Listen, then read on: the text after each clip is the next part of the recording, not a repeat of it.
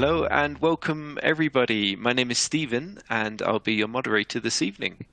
I'm excited to welcome Eric Pook, President of Cirrus Consulting Group, and also Kevin McBee, Equipment Specialist at Henry Schein, as our speakers tonight. So together they'll be discussing the current economic climate, the latest real estate market updates and trends for 2023, and the importance of getting your dental office lease right the first time. So before we hand over to them, we're just going to take a couple of minutes to take care of some basic housekeeping. So first of all, if you have a question at any point during this evening's webinar, please go ahead and type it in the box labeled "Have a question." You'll see that flash up periodically, and we'll try our best to get to all of your questions at the end of the presentations.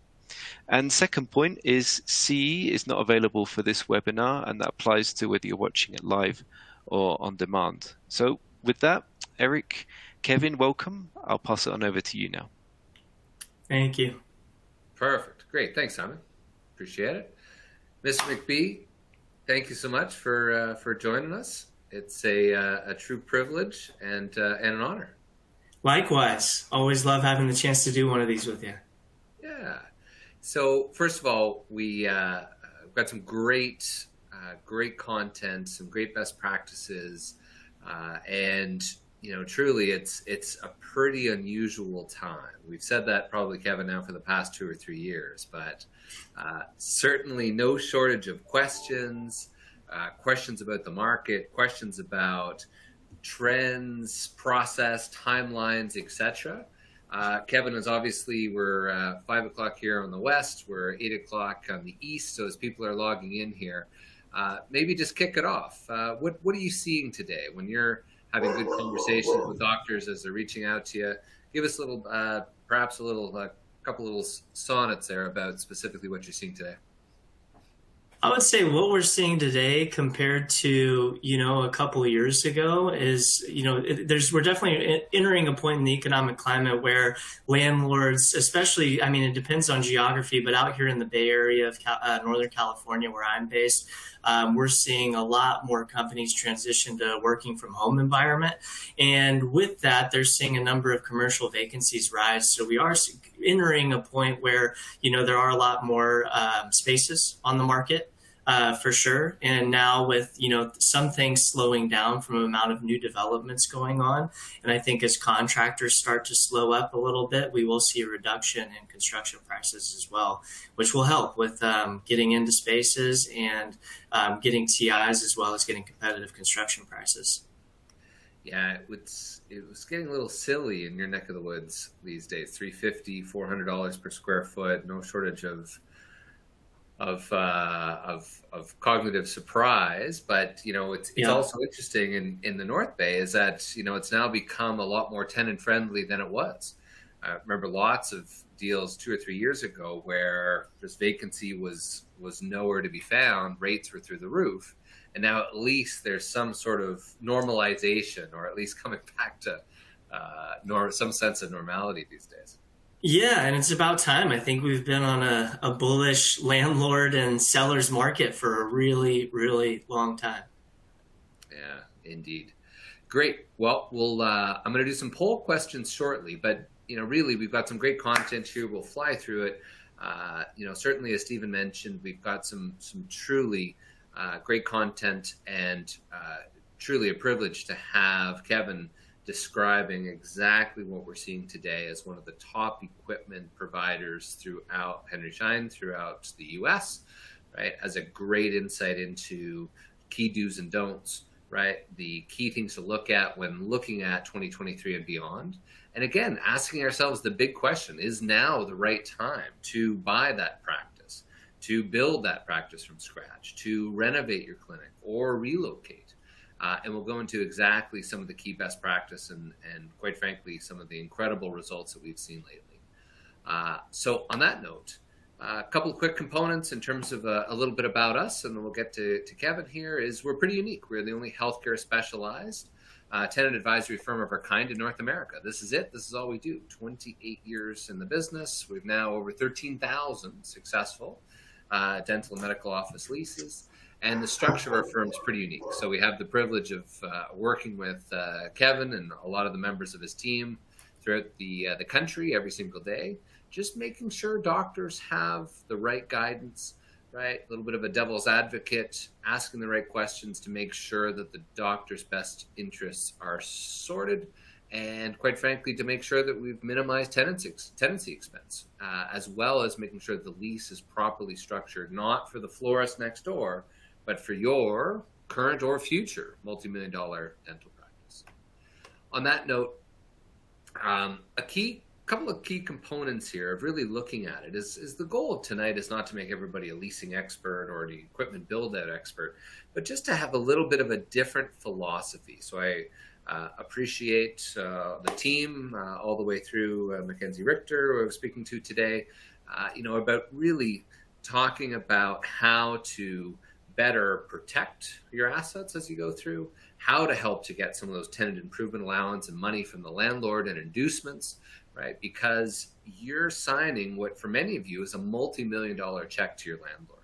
So if you're about to sign a multi-million-dollar check, don't you want to make sure you get the absolute possible best deal for it? And look, quite frankly, you are the best tenant on the planet.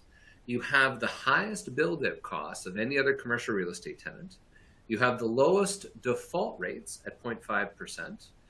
Quite frankly, a restaurant, it's almost the complete opposite over the 10 years. Right? You, as a practice, not just yourself, but the practice is typically there for 26 and a half years.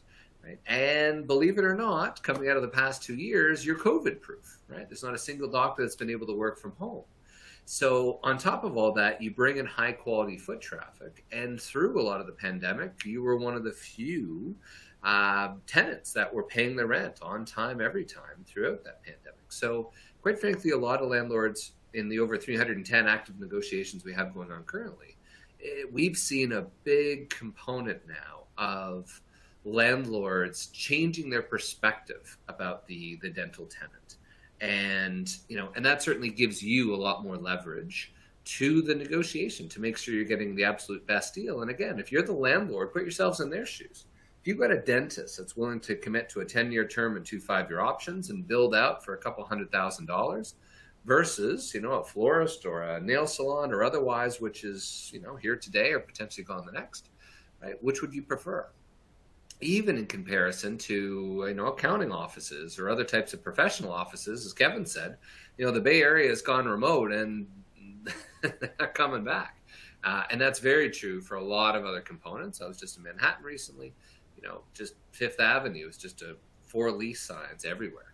So now is the time to really look proactively, to look at your glass as it's half full, right? And to have that Rockefeller type of approach, right? Investing in those uncertain times. Hopefully we're not getting back to any depressions or beyond. So, a couple of components here is this, right? When we look across just across some of the major urban centers throughout the US, it's interesting to see what the data shows us. So we have all of the commercial real estate data, which is certainly quite helpful. Is when looking at vacancy rates, we can see that certainly that we've seen a significant increase in both Boston, Washington, and others, as well as the market rate, right? A little bit of a dip, but in many cases we're starting to pick back up, right? Which again could be a great opportunity looking ahead to the future. And if the trend continues of increasing rate, well, maybe now could be that best time to be starting the renegotiation process. Especially if locking in a new 5 or 10-year term. Here we look at Miami, New York, right, Houston, right, as well as Phoenix. So really, it gives us a good opportunity to look a little differently, look at the data, and how do we help to make sure that we've got our long-term major expense, your second largest expense, right, is your tenancy expense behind salaries. So even more than what you're paying Henry Schein is your tenancy expense. Yet also, doctors are least likely to get some professional help and assistance to make sure that that lease is as low as possible. And the flip side is, as you know, Kevin, is most doctors just focus on the first half of the first page, yet there's another 50, 60, 70, 80 pages of other stuff in there, right, to the benefit of the landlord. And certainly in the Bay Area, wow, look at that graph. Really going from next to nothing for vacancies. Suddenly then, right as COVID ramps up, some significant vacancies, right? And we estimate that still to continue to increase, and obviously a pretty dramatic drop in market rates, looking throughout the some historical averages here. So on that note, let me go back up here, and there's a couple of polls you'll see in front of you now. So just quickly update, so we can customize some of the content here this evening. Which best describes your current situation? Planning to open or relocate a practice? Thinking about maybe now is the time to acquiring a practice, maybe just acquiring the practice charts, making some renovations, improvements. Maybe now is the time, right, for the CT machine, right? Maybe it's time for, some additional panos, right, etc. What can we do now to help ensure that we've got the right plan? Maybe you're now thinking of transitioning. Look, I'm done. I've spent way too much time chairside. Do I need to make some significant improvements in preparation for sale? Knowing that the buyer is probably going to want something new and fresh and clean, right? What's the benefit if I was to look at making some changes, and how should I structure my lease? Right? And then in addition to that, you know what? I just want to stay put. I just want to make some further investment in my space. Maybe I want to add some other components and go from there. Number 2 is growth. So the second poll you'll have up, so you can select multiple of those for the first. The second poll to look at is growth, right? And this is conversations that Kevin and I have together with many of our mutual clients where, now how do we look at that? Most doctors are at pre-pandemic levels. Net incomes and profits have been very significant this year, as really we've been catching up for lost time. But, how do you plan to really manage 2023 and beyond? Is it to invest in some technology and equipment? Obviously, there's some great content out there about all the significant tax components, right, that a lot of doctors are taking advantage of now to make sure that they've got some good advice from their accountants, right, through Section 129, I believe, in terms of the key importance of making sure that you're investing into your practice versus tax, which your tax accountant can advise on. Right? If you're expanding into the adjacent suite, or you're looking to relocate, right? Or I'm not growing, or none of the above. And then the extra big piece here is your own situation, right? So do you own your building? Right? Versus I'm on a month-to-month lease. My lease might be due in the next 2 years, due in 2 to 5 years, right? Due in over 5 years, right? Or I don't have a lease. So again, we're happy to try to customize some of the content based on the situations and the stage we're in. So take a moment to quickly update which one best suits you. In addition to that, I know we've had a few requests before. Right. But certainly from that perspective, there's been a few requests regarding consultation and just, quite frankly, having a conversation. So if you'd like a call with one of the members of Kevin's team, right, or our team, happy to do a initial conversation really to talk specifically about your real estate reports, your situation for growth, your strategic investments, and quite frankly, how we can design a great long-term plan to your solutions. So as we talk about the negotiables, I cannot stress enough, put yourselves in the landlord's shoes. You are one of the best tenants possible. We've been screaming it for years, right? Kevin's been banging his head against the wall to reiterate why that landlord should bring in a specific dentist. And as we look at that, right, there's 7 main financial variables. We've got base rent, we've got annual increase, we've got common area maintenance, we've got fixturing, free rent, tenant improvement allowance, landlord work, right? 7 main financial variables. And as Kevin was talking about, hey, let's get some TI, let's get some other options. There is some incredible deals out there. One just north of Kevin, actually, we were able to secure a doctor, 74 years of age, wrote us a beautiful Google review. She was being forced to relocate purely because her landlord refused to allow her to assign the lease. We were able to find her a practice, a location, an empty shell, about 10 minutes north. And we were able to get the landlord to cover the entire build out, not even tenant improvement allowance, but all landlord work. But imagine being 74 years of age and being forced to relocate your practice just to be able to sell, right? And extract those hundreds of thousands of dollars from your hard-earned work over the years. But really, they're all simultaneous, right? You want to be a little cautious with tenant improvement allowance. I've referred to that as a little bit of fool's gold in some of my CE courses. It might look great, it might sound great, but if you're suddenly taking $50 per square foot from the landlord, yet suddenly instead of being able to negotiate it to $30 per square foot, right? Suddenly the landlord wants $35 a square foot, right? Or in California or the West Coast, right? $2.50 versus $2.75 per square foot. If suddenly now you're paying for it in higher rents over annual increases, well, what's the good of getting that money in the first place anyways? It's sort of like the loan that you can never pay off. Yeah. Right? Kevin, anything to add to these? No, I think you nailed it on the most important negotiables when it comes to moving into a space. I couldn't imagine being in that situation as somebody that was planning to retire, but finding out that, that affects 100% of the practice valuation if you don't have somewhere for that new provider to come in and practice. That's a scary situation to be in, and nice work. Yeah, thank you. It's the type of phone calls that unfortunately we get all the time. And the more we can do proactively, the better. Right? It's the lease that she signed in 1986 that was still the governing document upon sale. And when it mattered the most, there it was, Article 76, subsection 2 in the assignment and subletting provision suddenly stated that no, the landlord could say no for whatever reason. Right? And in the end, she tried to sell it corporately, she tried to sell it to her partner and even to a young associate, and each one of them, the landlord said no. Why? Because right, he wanted to take over her end cap space, right, in the specific strip mall. He was the landlord. He had a restaurant, and he wanted that space. Full stop. Right, but just it's again so devastating to be in your 70s to have to go through all of that in the end. So let's talk about really leverage, and we touched on some of these, but ultimately, one of the best strategies I can share that's working today is the cake and eat it too.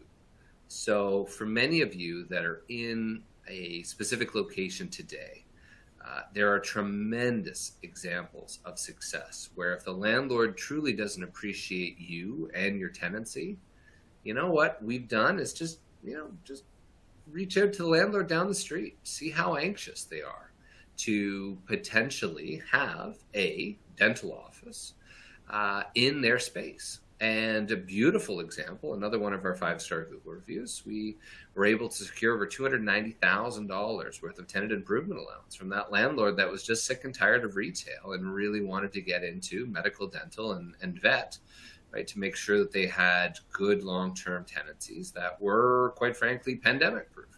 So those types of things are key. So that cake and eat it too is just one of the best strategies. And again, countless examples for those doctors that have just thought, I just want to stay put, and maybe now is the time to relocate. They've looked back and said, Eric, that was the best decision I ever made. But with that being said, for the roughly 23% of you that own your own building, great. Right. Now, the next thing to think of is, if there's one thing COVID taught us, was that everything we thought would never happen to us did, basically. So being prepared for the unpredictable is key, right? And ask yourself, for those of you that own your own building, do you have a lease that's set up to separate your real estate corporation from your practice corporation? So whether you lease or whether you own, the lease becomes a critical component. And again, for those of you that own, this is just as important for you. Are you paying yourself fair and equitable market rents? Right? Your accountants can be quite cautious and concerned if you're suddenly paying more than market rent or whatever the mortgage is, or again, to a lesser amount. If you're just paying it from one pocket to the other, to the detriment of Uncle Sam, could be a major issue. So certainly work with your accountants, get the right tax advice. And more importantly, part of our process is we have all the commercial real estate data so we can make sure that your rents are based on fair and proper current market rates for comparable properties. The other piece is thinking about who's responsible for what, right? If there's an issue, if there's a slip and fall or otherwise, right? Who's responsible for the practice? right? Or is it you're a real estate corporation? And then also who owns what is a big one, right? So who's actually, is it yourself? Is it your spouse that owns a building? Do you own your practice 100%?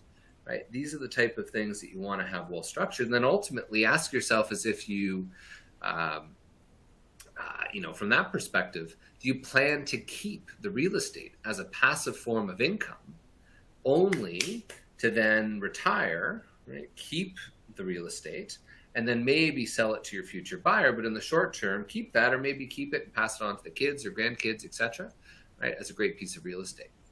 If that's the case, then the earlier you structure that lease, the better, right? If you're using the same credit card to, buy a new handpiece or, beautiful new machinery from Kevin, and then suddenly using the same to fix the roof, then when it goes down for Henry Schein's dental practice transitions team to do the valuation, it becomes very difficult because it's all garbled together as one core set of financials. So the more you can do to clearly separate the two, pay them separately when they go to evaluate one versus the other, that lease is fantastic. And imagine being the buyer. It's just a beautiful transition to say, hey, this is the same lease I've had for 15 years. I'm just assigning it now to you, right? So it can be landlord friendly, especially because it's a lease between yourself, right? Regardless, very important that you've got a good understanding, and important that our email address is there as well. If you don't know what market rates are, or you're questioning that, happy to email us at info@cirrusconsultinggroup.com.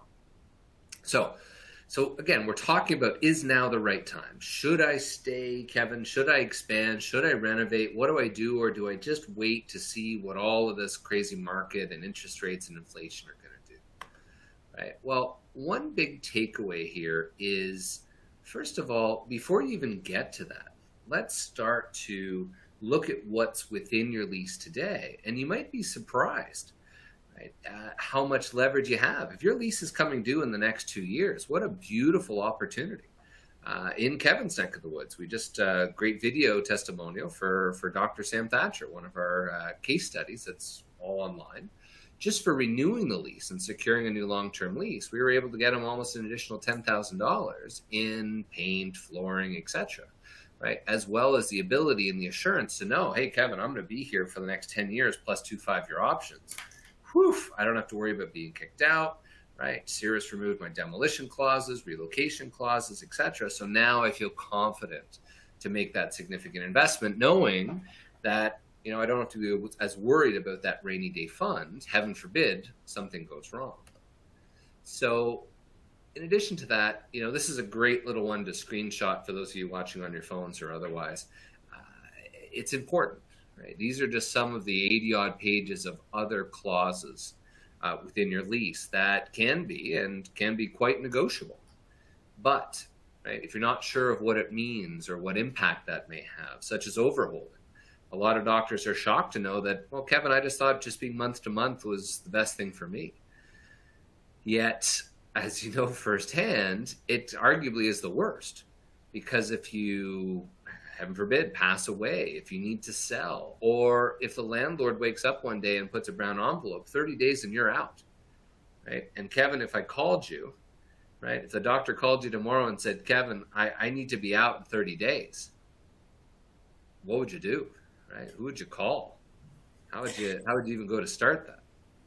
That would be a very difficult conversation to have, and I would set the expectation that we might be out a couple months of not seeing any patients at all. I mean, best case scenario, you find this ideal location within 5 miles that was previously built out for a dental office, and the plumbing stubbed up exactly where your equipment is. But that, I mean, it's like winning the lottery, and from my experience. So you're going to have some downtime if you get yourself caught in that scenario, for sure. Yeah, and my biggest concern there isn't even the lack of production for you doctors, it's the patient attrition. And we've seen upwards of 8.2% per month for every month that you're down, that the patient goes down the street and they don't come back.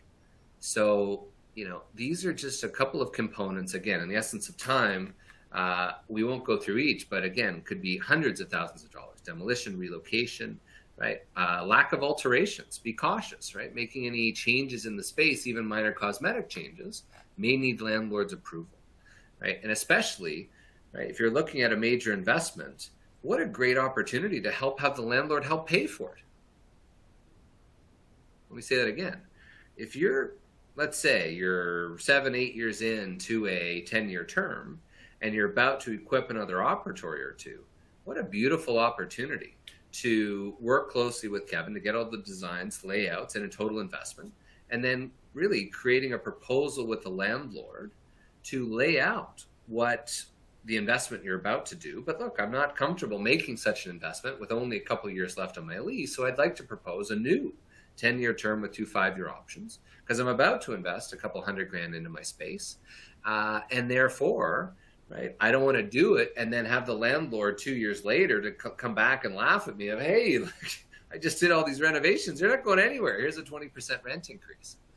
Right? So don't underestimate all of the different creative ways to help ensure that, again, you can have your cake and eat it too. You can have that beautiful new gear from Kevin, right? And then also don't underestimate what your commitment is to the landlord because they care about term and rent. So one main clause I'll touch on and then pass it to Kevin here in a moment here is the option to renew, right? So again, going month to month can be deadly. So you want to be able to help to prepare yourself. And this is one to ensure that whether it be a new start, expansions, renovations, right, relocations, etc., right? Here's one clause. What are the red flags that you're seeing? Well, in this case, orange flags. The first is that provided that Dr. Joe Black shall remain as the tenant if duly and has regularly paid its rent and performed its covenants and obligations under the lease and has not been in default. So the first piece is it's personal to Dr. Joe Black, right? If suddenly you're Dr. Jane Smith, right? Well, that option is not transferable. So that might be great for Dr. Black to have 2 5-year options. But if you've only got 1 year left, right, then certainly for your buyer, that could be a significant issue getting the loan approved. As many lenders out there, if there's insufficient term on the lease, right, they won't issue that loan because they don't want to give $1 million loan to a doctor that might be out needing another couple $100,000 to go build it across the street if they end up getting tossed out by the landlord. In addition to that, midway through, right, and such renewal shall be on the landlord's then current standard form lease. Imagine that, right? You've done a beautiful build out, or you've just done an incredible deal. You've made the big investment. And then suddenly, as the lease renews in 5 years, suddenly now the landlord says, don't worry about everything you did back then. Here's our new lease. Congratulations. Well, at that point, you're pot committed. You're in your space. You're built out. You're just starting to pay off some of your debts, right? And suddenly now you're kicking yourself because of one little half sentence in your lease, right? And then that's another big kicker right afterwards. In no event shall it be less than the rent paid in the last year of your original term. So you're now on the world's most boring roller coaster. Right? You might have got a whole whack of tenant improvement allowance, but my God, over the next 20 years, you can never be less, right? So the only question is how much that increase will be over the next 5, 10, 15, 20 years. Right? So that's a key piece. This was, again, another unique example we got pre-COVID that a doctor sent with us that basically said, look, as you know, your lease expires on November 14th, 2018. Pursuant to Section 2.4 of your lease, you had an option to renew the lease for 5 years at market rate. However, you are required to give me written notice of your intention to renew, which you did not do 6 months prior to the expiration. So please be advised that my broker will be placing a for lease sign in a conspicuous but non-intrusive place on the premises this week, right? Oh, and by the way, if you still want to stay, have your people call my people. The doctor just built out 4 years prior. Right? Can you imagine the angst, the frustration, the disappointment? But you're chairside all day. You're not thinking about when your lease comes up for renewal. But if I can make one really big best practice, ladies and gentlemen, is take your phone out and make sure you've got 2 components in your phone. Number one is, when does your lease expire? And arguably more importantly, number 2 is, when is your option to renew deadline? What is the date that you have to notify your landlord by a certified mail or whatever it is? Is it 6 months? Is it 12 months prior? Add those into your phones, add all sorts of reminders to make sure that you don't let time work against you, right? And that's certainly a big piece. in the essence of time, relocation can be another devastating component. And talking with a doctor down in South LA, close to where I used to live, right? Doctor had a relocation clause, and the landlord basically had the right to move the doctor at any time with as little as 60 days notice, right? And that doctor would have the entire build out covered by the landlord, Kevin, up to a maximum of 2 months of base rent, totaling $8,000.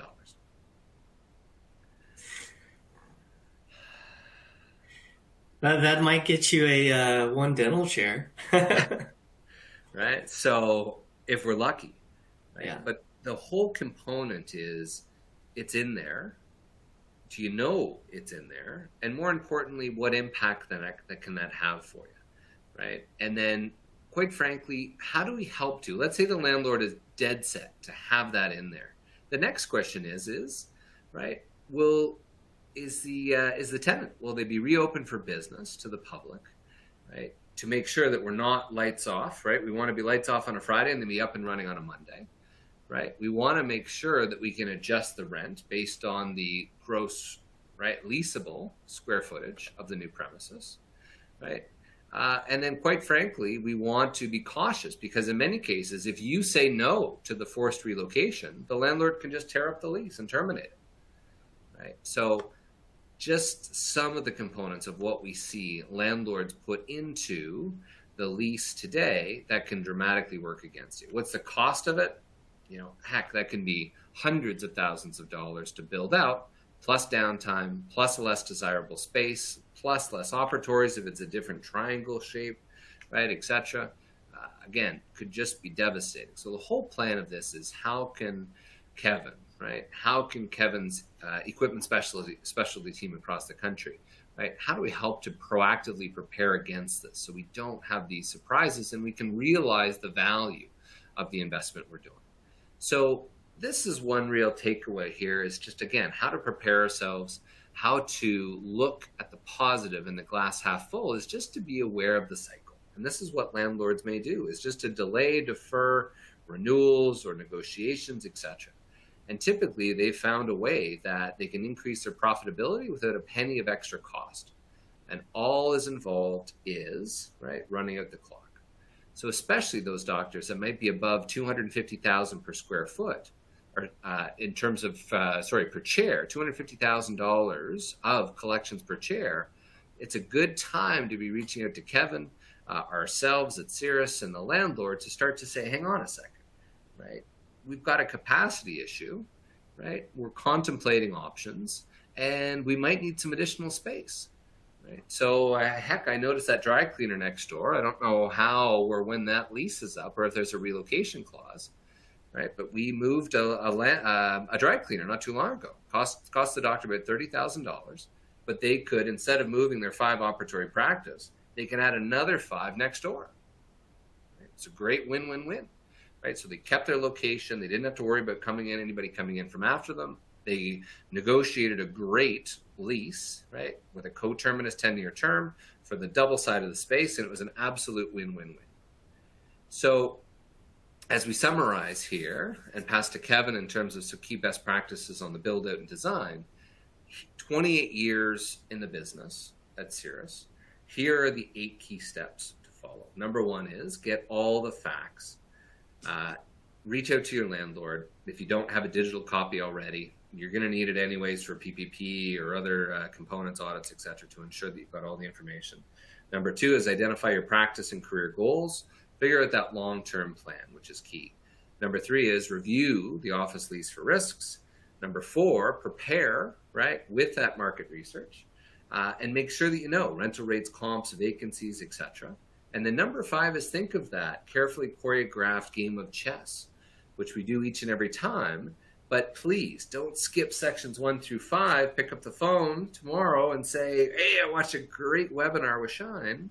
Suddenly now I skipped sections 1 through 5 and, hey, Mr. Landlord, what do you want to charge me? I'm thinking about expanding. What do you want to charge me? Right? You really don't want to go into that. Quite frankly, you want to minimize any communication with your landlord to ensure that you've got a well thought out strategy. Because don't forget, your landlord isn't placing implants, right? The last time they milled a crown was never, right? So all they're doing all day long, every day is negotiating leases. So be cautious, right? Negotiate the financial, negotiate the business terms, right? And don't stop until you get a fully executed lease that's signed by you and your landlord, right? So from that perspective, we had a lot of doctors reach out in preparation for tonight. I know a number of you had been just sort of wondering, hey, what's in my lease, Eric, and what concern does that have? So as appreciation for everyone's time, we do a complimentary lease review and rental rate analysis. So even if you've been curious to say, hey, I wonder what my local rental rates are, or even some local demographics, right? We've made things easy here. So we waived the $2,000 fee, and then it'll be a quick poll to make it easy for you here, to really help to say, we'll spend a couple of hours, right, our senior consultants and our real estate analytics team to look at your lease. What are some of the red flags, right? What does your option to renew look like? What are other dental deals we might have done in the area for comparison purposes?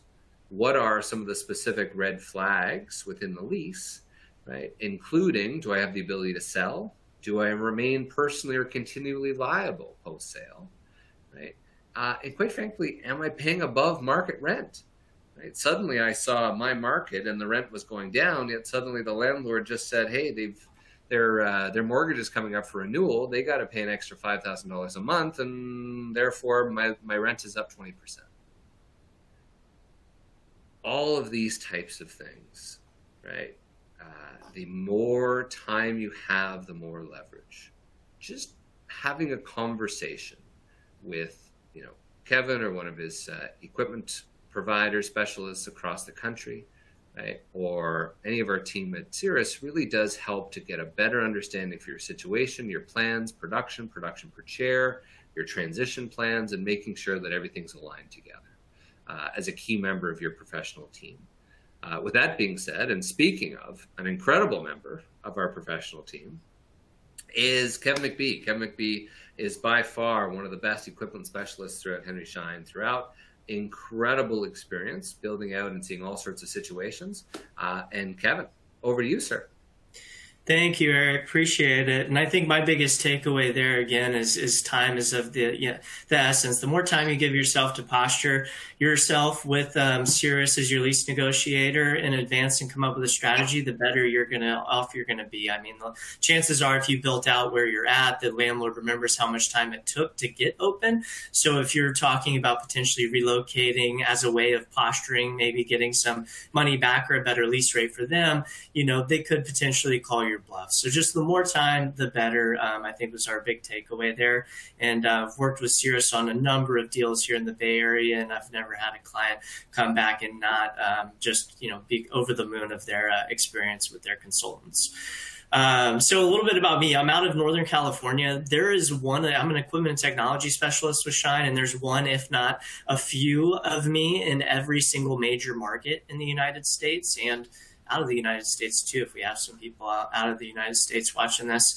And what we do as an equipment and technology specialist, of course, we handle the day-to-day replacement equipment in your dental practice. We help out with implementing new technology such as cone beam digital impression scanning. And then what we're going to talk about a lot tonight is, how we help out with startups for somebody opening their first dental practice, walking through a remodel of an existing space, expansions and relocations. So with that being said, there we go. So for your notes, we're going to talk about the reality when it comes to a remodel. Is a remodel feasible in the space you're in? How long am I going to be down with that? Or maybe, I've outgrown my space now. I don't have the capacity to do more production and there's not a space right next door to expand to. I need to relocate and find a different space. And Eric, I'm just curious on it from your experience of starting a new lease negotiation on a totally new space, whether it be a startup or a relocation. How long on average do you see lease negotiations take? It's the full gambit, right? I mean, it really depends on the client, what their top priorities are, what the must-haves, nice-to-haves, and things they're willing to concede. We did one the other day. One of our lawyers got it done in 48 hours. I mean, the poor guy didn't sleep, The Yeah, landlord was sure. open to all changes, right? The moon and the sky was clear, and everything got done quickly. So again, we'll be quick if the landlord's quick. Yeah. But it depends, right? It depends on the goals. You know, some are 30 days, some are 60 days. It really does depend on the responsiveness of the landlord, right? The intent of the landlord, and also the doctor, right? The doctor tends to, as more and more wins tend to accumulate, suddenly then there's this sort of, rose-colored glasses. Well, hey, now I want a death and disability clause. I want, a remodel clause. I want extra this. I want extra this. So it tends that the appetite for wins gets bigger and bigger, which is fine, right? We're happy to work with them for as long as it takes. Yeah, yeah, and we'll talk about that, how that factors into the grand overall timeline when you're building a new office for your relocation or an additional location, et cetera. And then the big question is okay, I'm relocating. How much square footage do I need based off what I'm producing now and what I want to potentially go to? And then we'll talk a little bit about how we help out with, as you're in that evaluating spaces, how we help out with some preliminary designs with our team. So the reality when it comes to a remodel, and this depends on, scenarios, right? Maybe somebody is in the sunlight of the career or the sunset of their career where they have maybe 5 years left, but the lease is up in a year. And we just want to make sure we have, a sellable practice with a good lease for that new dentist taking over. But for those of us that, have, 10 plus years left, and maybe you acquired an office that looks like this over here on the left with the blue shag carpet or a version of this, and you're still very much in a growth, how do I drive new patients to the practice mindset? The reality of our patients today is that unfortunately the office design and the equipment and technology used in the practice does reflect the quality of dentistry that you provide in the patient's mindset. And I've seen a number of design seminars where ultimately it does start from the parking lot, from the front desk interaction all the way back to the treatment room, where they do spend the most of their time. And this is just a little bit about that.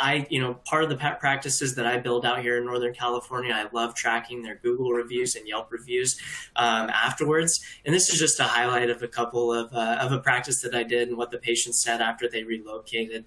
I'll just jump down here at the bottom. I thought it was hilarious because you actually mill crowns like CEREC in your office, but the patient was thrilled that they had a 3D printer for crowns. But with 3D printing, that is now hopefully on the horizon. So the remodel, let's say you're in a situation where you're renegotiating like Eric talked about mostly and hoping to stay within the space that you're at. What does that look like if you are in a space that you want to do a facelift of? So, what I would call, the ideal scenario would be if you're in a place that has good bones, meaning that you have your treatment room size is completely fine and ergonomic. Maybe you need to eliminate a cabinet to open it up a little bit. But let's just say you need paint, new cabinet, and new floors and new equipment. The reality of that remodel is that you are going to be down, 30 days, call it 30 to 45 days for construction to get in there and demo existing, new floors to go down, new paint, new cabinets, and then new equipment to all be installed. The fortunate side of that's a lot more stomachable if you are signing a new 10 to 20-year potential lease, and something that you can definitely renegotiate when you are going through, renewing your lease with the landlord and with working with Cirrus on consulting is, hey, I'm planning to do this level of remodel here. If I'm going to stay here this long, what can you throw in for me to improve your space? And then, the more challenging scenario is a place with bad bones, we'll call it. So meaning that you have super cramped operatories and walls need to be blown out, or we need to renovate an area to just make more space for you to ergonomically work in that environment. Anytime you're rerouting electrical, moving walls that could get into adjusting the ceiling grid as well, it is a permit scenario where you have to get an architect on board, draw up the remodel plans you're planning to do, go get an architectural permit, which would then cue, potential ADA upgrades that the landlord, again, you can negotiate that they need to make those ADA upgrades. But the reality of knocking down walls and building up new walls in an existing functioning dental practice is you're going to have to be shut down, anywhere from 3 to 5 months. That becomes much harder to, be okay with. And a lot of times I see my doctors that are in that scenario end up jumping on the relocation.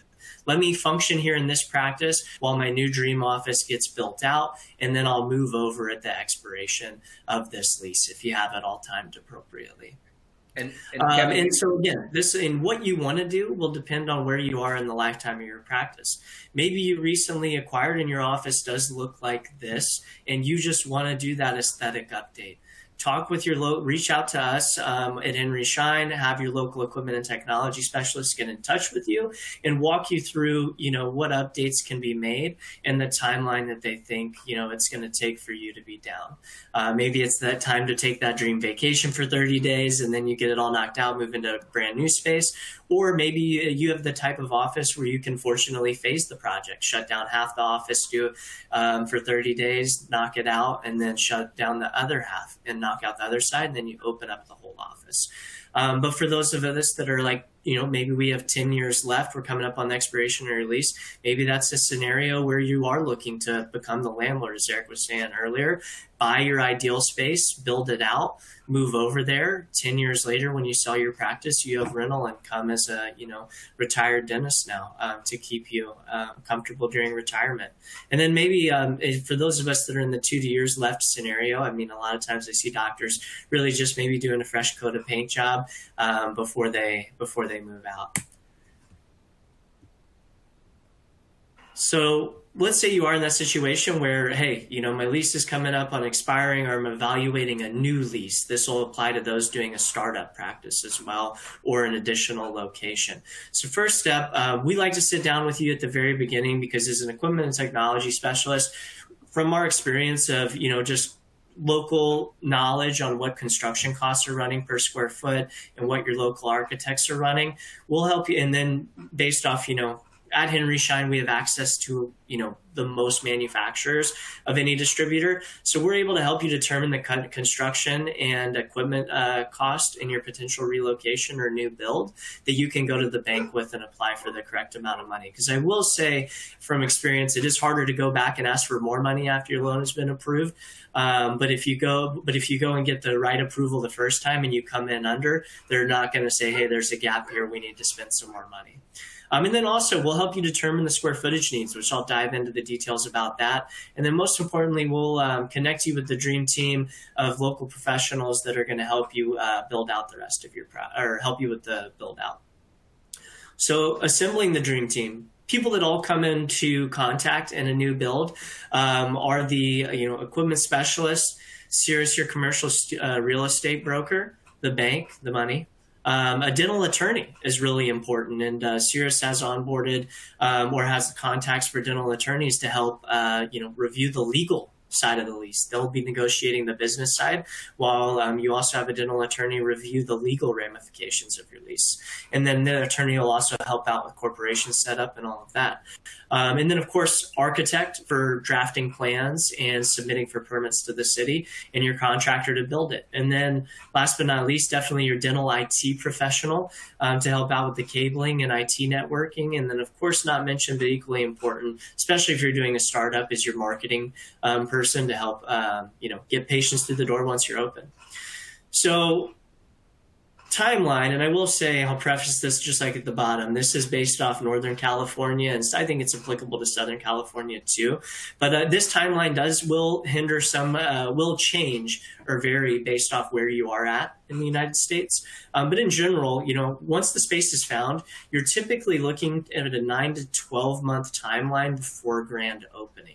And I'll break that down a little bit further later on. But the real variable there is, and again, why it's more important to start your lease negotiations early, is this is once the space is found. If you're in an urban area where it can be difficult to find vacant spaces that are near your current practice, or just let's say you're a startup and in a location or zip code that you want to be in, it can take a while to find the right space. And then once that space is found, it's a 9 to 12 month timeline before your grand opening, and you're in there. So, one thing that, the commercial real estate brokers like Cirrus like to know going into it is a little bit of the parameters of where you want to be. So if you're a relocation or an additional location, adding on to what you have in your current practice portfolio, how close do you want to be? What range do you want to be within that practice? Typically, when it comes to relocations, we see people usually ideally want to be in a 3 to 5 mile radius. Of course, that'll depend on whether you're in urban or a rural area. Startups, it's more important to evaluate where do you want to live. It's your first time practice. You want to make sure that you maybe don't have an hour commute to work. And if you're a pediatric or ortho doctor, you may want to also live in that community so you can be invested in sponsoring the local, recreational sports programs, for example, or doing events at the library to help drive patients. And maybe you're undecided where you want to be at, then definitely still connect with us. We have solutions for dental demographics reports companies that we can refer you to that will basically take, hey, let's say give us your top five zip codes, and it's going to give you dental specific demographics and break it down to, whether you're wanting to be a cosmetic dentist, it might be important for you what the median income is there. And then it'll break down how many general practitioners, even down to our specialists, how many specialists we have in the area. And then, once you've dialed in where ideally you want to be within a zip code, location type is really important to think about. Do I want to be in my own standalone building? Do I want to be in a retail strip like what's back here? Maybe we've got our laundromat, the Starbucks coffee, and then you're down here on the corner. Or do I want to be in a medical plaza? This can be really popular for specialists where, you've got two generals, a pediatric, an ortho, and an oral surgeon, but there's not an endodontist there, and you can plug yourself into that plaza. So once you've determined, location and what kind of space you ideally want to be in, then we got to know, how many square feet do we want to look for? So a simple metric that we use is take your number of operatories desired. Let's say you want 5 operatories for easy math here. Multiply that number as a general practitioner by 400 square feet. That tells me I should be looking at 2,000 square feet is the total amount of square footage you should be looking for. So this operatory is desired multiplied by the 400 square feet. That's giving you the total amount of square footage. So yes, that already includes assuming that you want a waiting room, 2-3 people at the front desk, a staff lounge, a private office for yourself, and a consultation room. This metric can vary based off whether you're in urban or rural. For our people in, Kansas, for example, you as a general practitioner, we would be using a 450 square foot metric. If for our orthodontists that have open bays and so your operatories are a lot tighter, you can get away with a 300 to 350 square foot metric. But just know, let's say your goal, you have 2,000 square feet and you want to fit 7 operatories. That doesn't quite work out to our 5 operatory math, but know that there's concessions you can make and that us and our design department will work with you on to make you fit the amount of operatories you want. And we'll realistically talk to you about, hey, if we're cramming 7 ops into 2,000 square feet, we might get away with a much smaller staff lounge. You might lose your private office and it's a private office / console. So, maybe we don't know how many operatories we desire. Well, an easy way to think of it is, every doctor usually works out of 2 operatories. So if you have a 2 doctor practice with double hygiene, that means you need at least 6 operatories. And maybe you want a space for your emergency patient to come in or a specialist a couple times a month. We should be looking for a 7-op space. So, use those couple, where do you want to be? What type of real estate do you want to be in? And then how many operatories do you ideally want? And then that gives you your grand picture of how much square feet to look for. So your space search begins. Cirrus has been, again, looking for potential relocations to look for or looking for in the area. Let's say they find a space that's, hey, this is within 3 miles of where you're currently at. It's an additional 500 square feet, so you're going to be able to add 3 operatories like you want. Let's get Kevin in there to do a test fit floor plan. Is this zooming in, Eric? I was curious if that would actually work.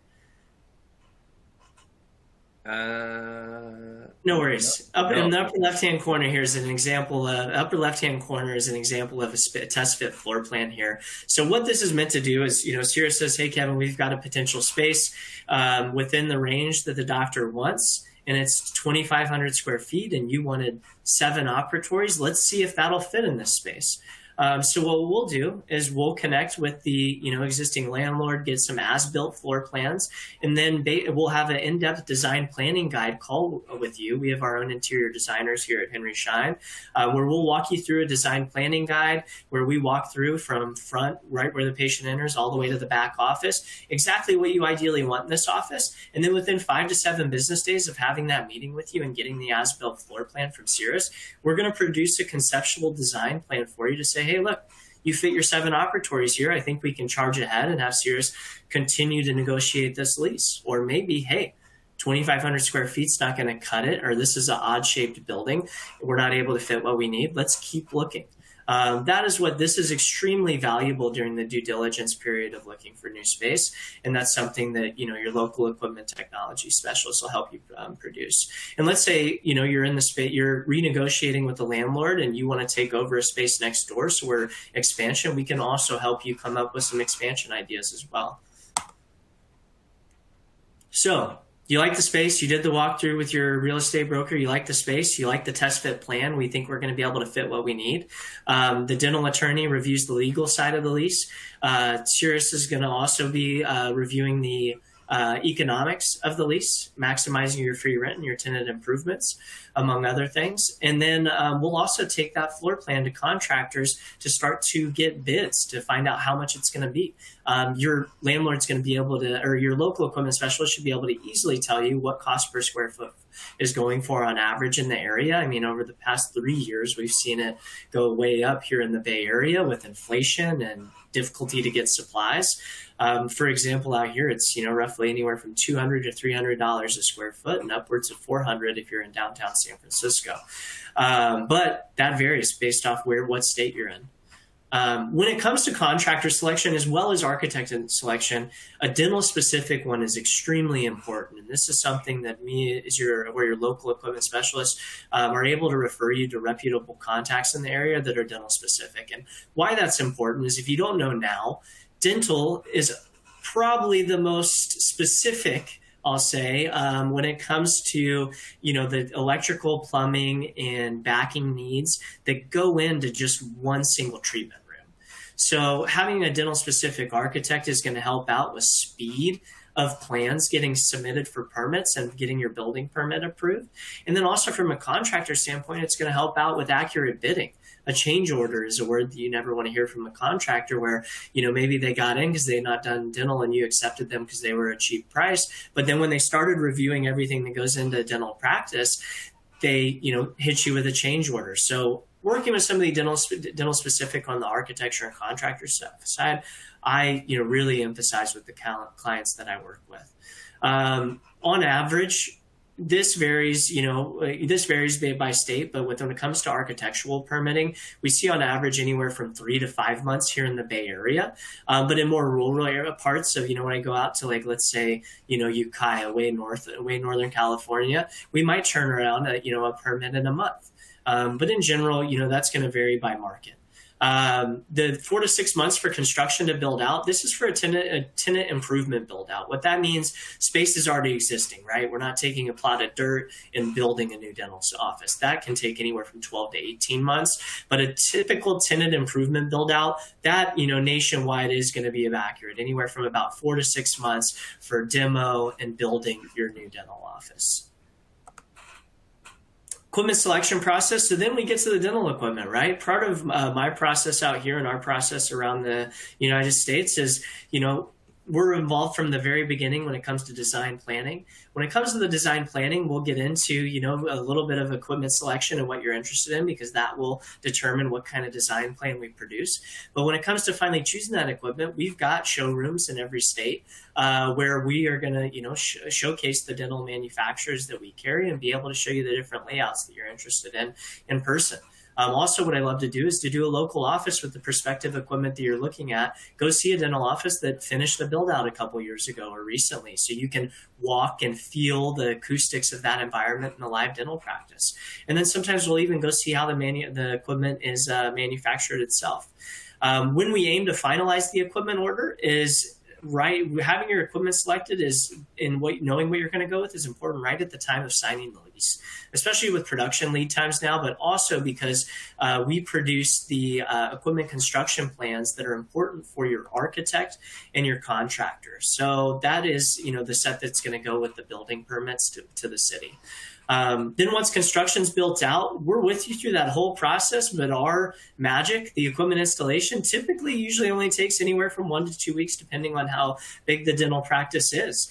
And then we help out with all the equipment testing and warranty registrations, coordinating trainings and orientations on the new equipment with your hired staff, and then also assist with putting together the opening supply order. And then the ideal goal is to get to this point here where we're having our ribbon cutting situation. So that's all I got. Again, there's one of me in every, if not more, in every major market in the United States. So feel free to select, more information in one of the polls, and we'll be getting in touch with you.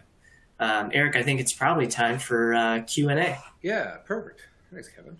Incredible, good best practices there, good rules of thumb, and certainly lots to now consider as we think about planning, which part of it is, again, the data. Let's get the facts, let's get the data. All of this really was, or a good portion of this was even before the doctors, spent a penny. So it does make sure that you get all the facts, get all the figures, leverage the incredible experience, and certainly going from there. So on that note, we'll pull some polls here, and from that also to the Q&A section. It's a little different with this on 24, but there is a section to your right-hand side where you can then post any specific Q&A, and happy to cover those as we go.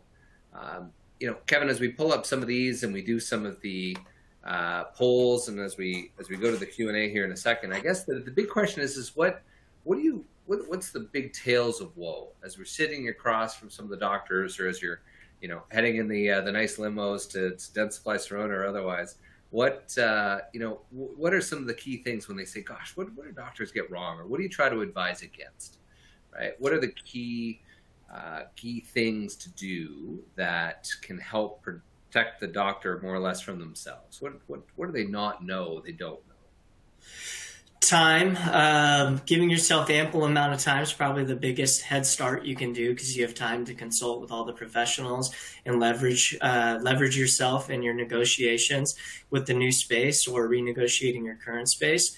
And then also speaking to an unbiased professional like myself. I mean, one of the parts that is great about working at Henry Schein is we have access to all the manufacturers. We're not trying to sell you one particular product. Yes, we want to work with you on your new office, but I think what's great about, and what I love about being on the side of a distributor, is that, based off what your goal and your plan is, whether it be remodel, relocation, we want to help you achieve that goal. And, being somebody that carries, over 100 plus equipment manufacturers, we're going to be able to work within the budget that you set before us. So, giving us ample amount of time to put you in the right scenario, and then just reaching out and having the discussion. Perfect.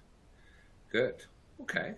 Yeah, I mean, look, I think as we look forward, the big takeaways for tonight is you're not alone in any of this, right? And boy, are there a lot of opinions and thoughts, etc. But quite frankly, every single person is unique. Every situation is unique. And quite frankly, the more opportunities you have just to have the conversation about life, yourself, right? Your retirement plans, number of kids, your long-term goals, what keeps you up at night, as well as just making sure that you've got a good, solid plan. And quite frankly, assembling your team, the dream team, as they said, right? You want to find the right people to stand behind you, support you, right? Get you the ball when you need it, and win the Olympic gold, as Kevin was showing here. So, how do we help to really build on that, protect it, and grow from it? So, again, just some core key components. The next question here, Kevin, is when, right? For the doctors that are mid-career, they might be doing about $250 or $250,000 per chair, right?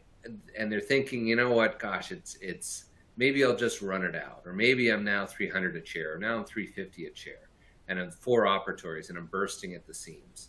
Kevin, what sort of guidance do you give to a doctor that's, ridden the COVID wave, come out the far side, and now thinking, do I add a second location?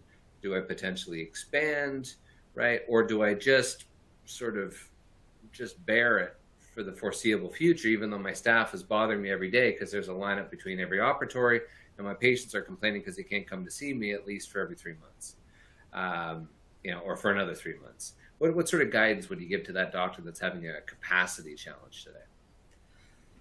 Capacity challenge, I mean, you got to evaluate.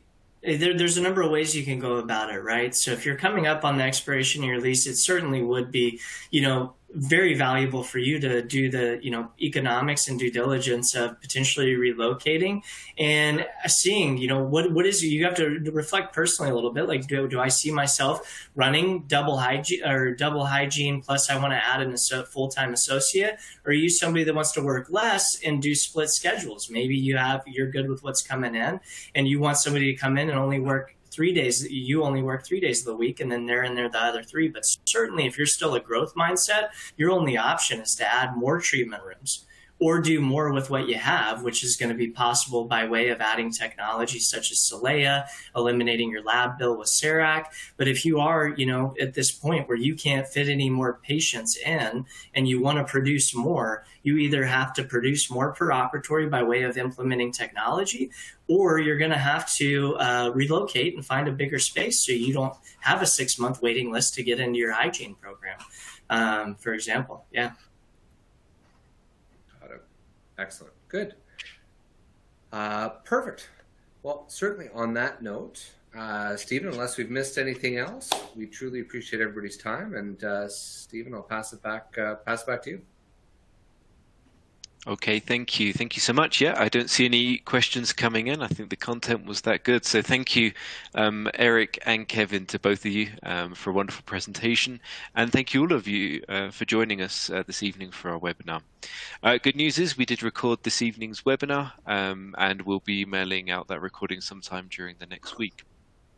One thing we would like to ask of you is to give us your feedback.